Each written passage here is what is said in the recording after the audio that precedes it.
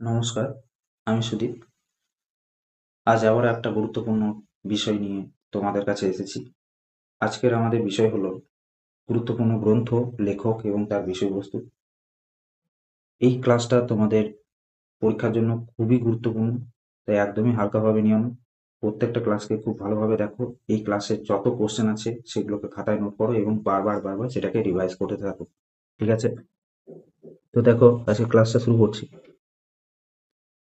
ঋগ্বেদ, এটা যে মন্ত্র, যে যাগযজ্ঞের জন্য যে প্রস্তুতি, সেই সম্পর্কে এখানে বলা হয়েছে। স্তুতি গান এখানে লেখা হয়েছে। ঋগ্বেদ আমাদের ভারতবর্ষের সব থেকে প্রাচীনতম গ্রন্থ। সামবেদ, সামবেদ হচ্ছে এটাকে এখানে সঙ্গীত সম্পর্কে বর্ণনা রয়েছে। সঙ্গীত, বিভিন্ন যাগযজ্ঞের জন্য যে সমস্ত গীত গাওয়া হতো সেই সম্পর্কে এখানে রয়েছে। এটাকে মাদার অফ ইন্ডিয়ান মিউজিকও বলা হয়ে থাকে সামবেদকে। তারপর দেখো রয়েছে যজুর্বেদ। যজুর্বেদে যাগযজ্ঞের বিভিন্ন অনুষ্ঠান, তাদের মন্ত্রাদি, এইসব লেখা থাকে এখানে। তারপর রয়েছে অথর্ববেদ। অথর্ববেদে মেনলিভাবে সৃষ্টি রহস্য, চিকিৎসাবিদ্যা, ইন্দ্রজাল, রহস্য মন্ত্রাদি, অর্থাৎ জাদুটোনা, ম্যাজিক্যাল বিভিন্ন বিষয় সম্পর্কে এখানে দেওয়া রয়েছে। তারপর দেখো রয়েছে এখান থেকে দেখো অষ্টাধ্যায়ী, এটা পাণিনির লেখা, এটা ব্যাকরণের বই। রামায়ণ, রামায়ণের হচ্ছে লেখক হচ্ছে বাল্মীকি। মহাভারত, এটা একটা মহাকাব্য। মহাভারত, ব্যাসদেব, এটা একটা মহাকাব্য। ত্রিপিটক, তিনটি পিটক, সূত্রপিটক, বিনয় পিটক, অভিধর্ম পিটক, এটা বুদ্ধদেবের শিক্ষা ও উপদেশাবলীর একটা সংকলন বলতে পারো। তারপর জাতক, জাতক এটা একটা বৌদ্ধ গ্রন্থ।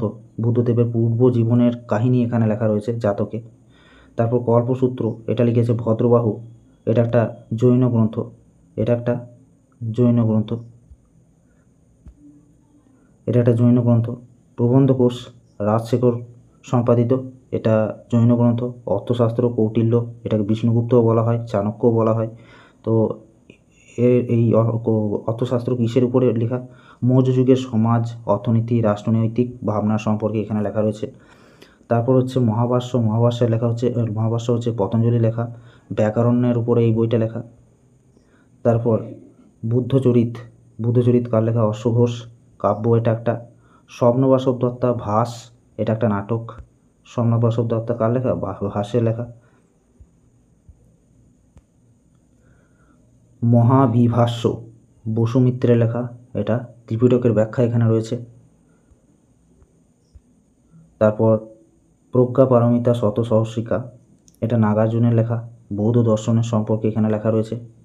মাধ্যমিক সূত্র, নাগার্জুনের লেখা, বিজ্ঞান চর্চা এখানে করা হয়েছে এই মাধ্যমিক সূত্রতে।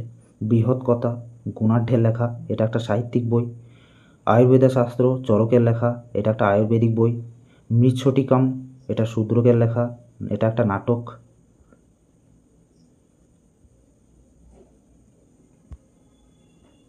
নাট্যশাস্ত্র, এটাকে পঞ্চম বেদও বলা হয়ে থাকে।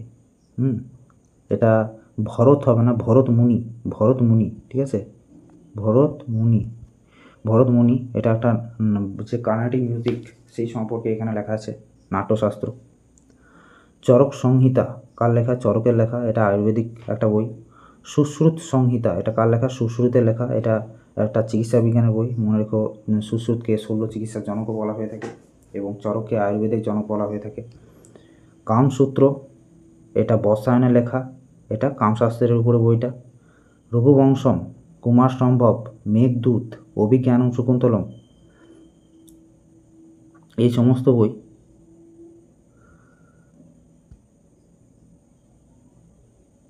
রঘুবংশম, কুমার সম্ভব, মেঘদূত, অভিজ্ঞানম শকুন্তলম, মালবিকাগ্নিমিত্রম, বিক্রমবর্ষীয়, এই সমস্ত বইগুলো, এই সমস্ত বইগুলো কার লেখা?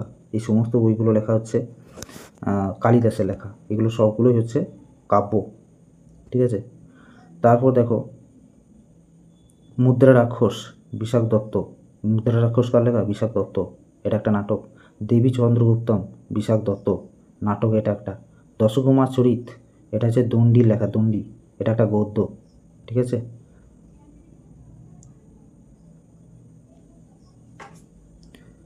কাব্যাদর্শ, এটা দণ্ডির লেখা, এটা একটা কাব্যতত্ত্ব।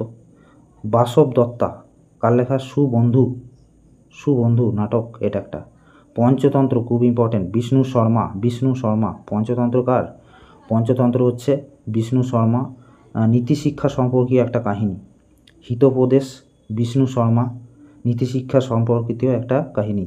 অমরকোষ, অমর সিংহ, ছন্দাকার সংস্কৃত ব্যাকরণ, ছন্দাকারে সংস্কৃত ব্যাকরণ, মানে অমরকোষে যে ব্যাকরণটা লেখা আছে সেটা ছান্দিকভাবে লেখা আছে।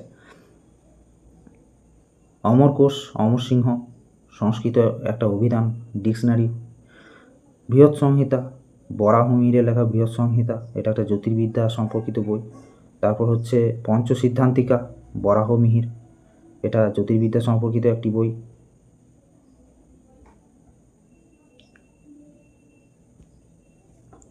ব্রহ্ম সিদ্ধান্ত, ব্রহ্মগুপ্তের লেখা, জ্যোতির্বিদ্যা সম্পর্কিত বই। খাদ্যখণ্ড, ব্রহ্মগুপ্ত, খাদ্যখণ্ড কার লেখা? ব্রহ্মগুপ্ত। ধ্যান গ্রহ, ব্রহ্মগুপ্ত। রত্নাবলী, নাগানন্দ, প্রিয়াদর্শিকা, এই তিনটে বই হচ্ছে হর্ষবর্ধনের লেখা, আর তিনটেই কিন্তু নাটক, ঠিক আছে? এই তিনটে বই খুব ভালো করে মাথায় রাখবে, রত্নাবলী, নাগানন্দ, প্রিয়দর্শিকা। হর্ষচরিত কার লেখা? হর্ষচরিত এবং কাদম্বরী, এই দুটোই হচ্ছে বামভট্টের লেখা। হর্ষচরিত এবং কাদম্বরী বামভট্টের লেখা। দায়ভাগ, জিমুতবাহন। রামচরিত, সন্ধ্যাকর নন্দী। আর রামচরিত মানস বললে তুলসীদাস। দান সাগর, অদ্ভুত সাগর, আচার সাগর, প্রতিষ্ঠা সাগর, এই সাগর সাগর দিয়ে থাকলেই কার লেখা হবে? বল্লাল সেনের হবে, ঠিক আছে? বল্লাল সেনের লেখা দান সাগর, অদ্ভুত সাগরটা তো অবশ্যই মনে রেখো। আর মনে রেখো এই কথাটা যে এই যে অদ্ভুত সাগর আছে, এই অদ্ভুত সাগরটাকেও কমপ্লিট করতে পারেনি, তার ছেলে লক্ষণ সেন এটাকে কমপ্লিট করেছিল। তারপর দেখো ব্রত সাগর, এটাও তাই বল্লাল সেনেরই লেখা। কাল বিবেক, এটা ইম্পর্ট্যান্ট নয়, করার দরকার নেই। গীত গোবিন্দ, জয়দেবের লেখা, এটা একটা কাব্য। তিনি কার রাজসভায় ছিলেন? লক্ষণ সেনের রাজসভায় ছিলেন জয়দেব। পবনদূত, ধৈ, এটা একটা কাব্য, এটাও লক্ষণ সেনের সময়কালের লোক। বিক্রমাঙ্ক দেবচরিত, এটা হচ্ছে বিলহনের লেখা, ঠিক আছে? আচ্ছা, কল্যাণীয় চালুক্য রাজ ষষ্ঠ বিক্রমাদিত্যের জীবন কাহিনী নিয়ে এই বিক্রমাঙ্ক দেবচরিত লিখেছিলেন কে? বিলহন লিখেছিলেন। তারপর মিতাক্ষরা, বিজ্ঞানেশ্বর, এটা হিন্দু সমাজবিধি। কবিরাজ মার্গ, রাষ্ট্রকূটরাজ প্রথম অমুক বর্ষ এটা লিখেছিল, প্রথম অমুক বর্ষ কবিরাজ মার্গ লিখেছিল কন্নড় ভাষায়, ঠিক আছে? রত্নমল্লিকা, এটাও কন্নড় ভাষায় কে লিখেছিল? ওই অমুক বর্ষ, ঠিক আছে? রাষ্ট্রকূটরাজ অমুক বর্ষ। তারপর দেখো বিক্রমার্জুন বিজয়, এটা ইম্পর্টেন্ট নয় একদম। কবি রহস্য, এটা পড়তে পারো, কবি রহস্য হচ্ছে হলায়ুধ। তারপর মত্তবিলাস হচ্ছে প্রথম মহেন্দ্র বর্মন, পল্লবরাজ প্রথম মহেন্দ্র বর্মন, এটা একটা প্রহসন, ঠিক আছে? তারপর কাব্যমীমাংসা হচ্ছে রাজশেখর বসু, রাজশেখরের লেখা, রাজশেখর বসু নয়, সরি, রাজশেখর বসু হবে না, বসু তো আমি বর্তমানে আধুনিক রাজশেখর বসুর কথা বলে দিয়েছি আমি। রাজশেখর, তার লেখা হচ্ছে কাব্যমীমাংসা, অলঙ্কার শাস্ত্র এটা। জাম্বাবতী কল্যাণাম, এটা কৃষ্ণদেব রায়ের লেখা, এটা একটা কাব্য। লীলাবতী নেমিচন্দ্র, রোম্যান্টিক কাব্য, এটা একটা কাব্য। লোকন, কন্নড় ভাষায়, নাগ বর্মন লিখেছে, ইম্পর্টেন্ট নয়। কুমারপাল চরিত, হেমচন্দ্রের লেখা কুমারপাল চরিত, এটা পড়তে পারো, ঠিক আছে? নবসাহ সাংখ্য, কার লেখা? পদ্মগুপ্তের লেখা হচ্ছে নবসাহ সাংখ্য।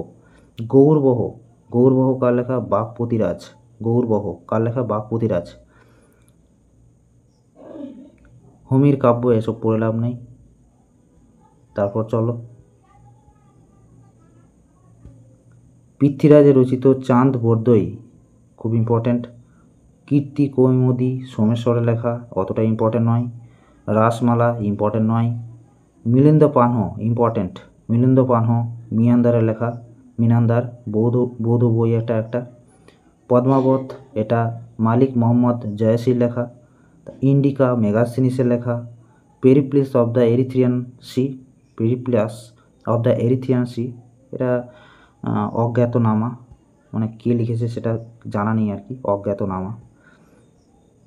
ফোক ও কি, এখানে বানানটা একটু ভুল হয়েছে, ফোক ও কি ফাইয়ানের লেখা, সিও কি হিয়ংসানের লেখা। তারপর তারিক ই সিন্ধ কার লেখা, মীর মোহাম্মদ মাসুদ, তারিক ই সিন্ধ মীর মোহাম্মদ মাসুদ।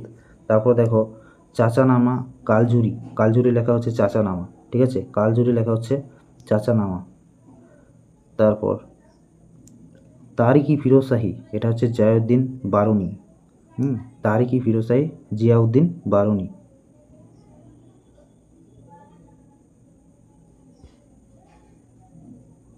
তহক-ই হিন্দ অলবিরুনি, তহক-ই হিন্দ বানানগুলো এখান থেকে একটু কারেকশন করে নিয়ে, ঠিক নেই, অনেক অনেক বানান ভুল রয়েছে। তহক-ই হিন্দ হচ্ছে অলবিরুনি।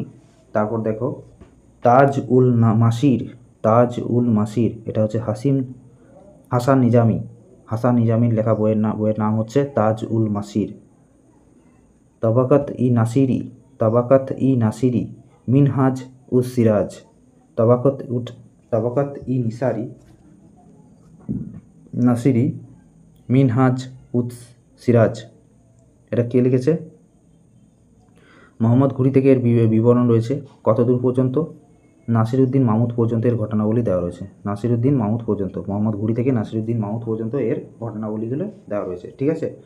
কোথায় দেওয়া রয়েছে এবার দেখে নাও, বইয়ের নামটা তাবাকাত ই নাসিরি মিনহাজ উস সিরাজের লেখা তাবাকাত ই নাসিরিতে, ঠিক আছে। চলো পরবর্তী দিকে নিই।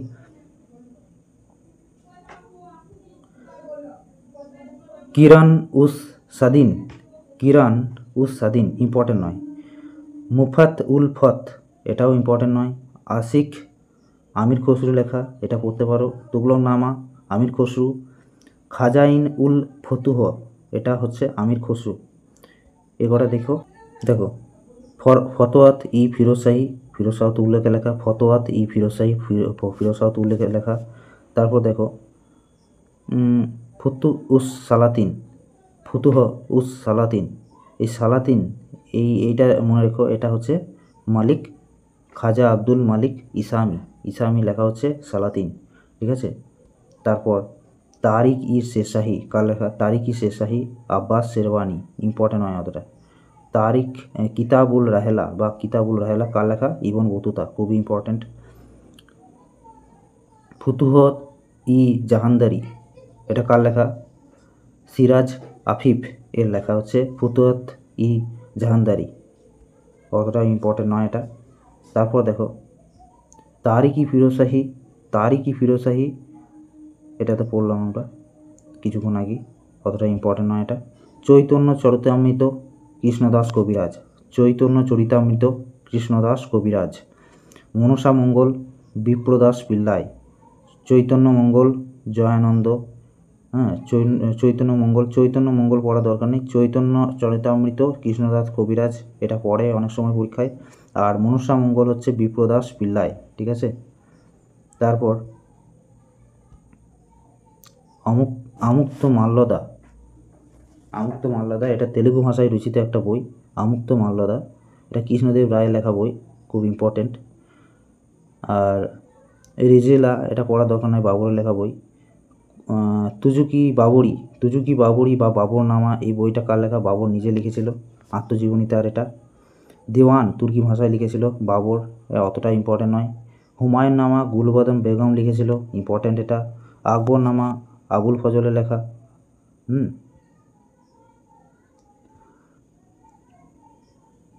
আকবরনামা আবুল ফজলের লেখা। আইনি আকবরী আবুল ফজলের লেখা, এটা দেওয়ানি হুমায়ুন, এটা অতটা ইম্পর্টেন্ট নয়। তারপর দেখো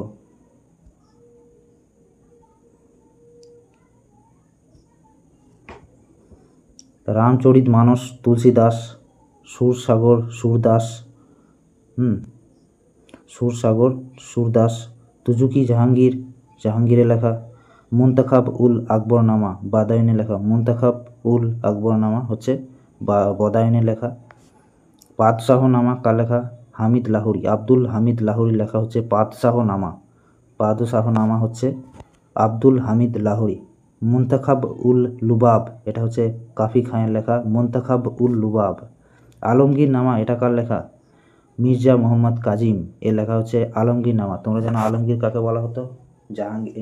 ঔরঙ্গজেবকে বলা হয়, ঠিক আছে।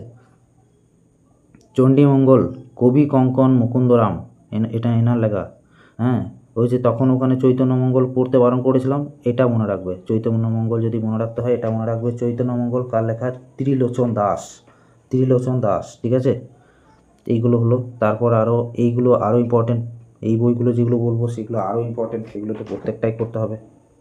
এই 210 থেকে 1857 ফার্স্ট ওয়ার অফ ইন্ডিপেন্ডেন্স, এটা কার লেখা? বি.ডি. সাভারকর। মহাবিদ্রোহের উপরে লেখা হয়েছিল। তিনি বলেছিলেন যে এই মহাবিদ্রোহ ছিল আমাদের স্বাধীনতার জন্য প্রথম সংগ্রাম। 1857 নামক একটা বইয়ে তিনি এটা বলেছিলেন। তারপর দেখো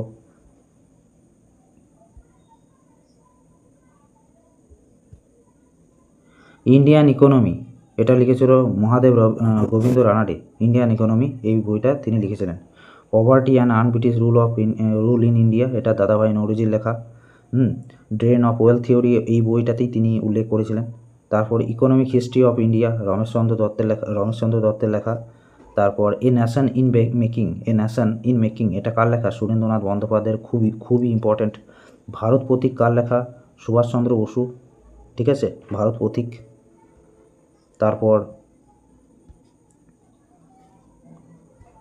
তারপর দেখো an Indian pilgrim, Subhas Chandra Basu.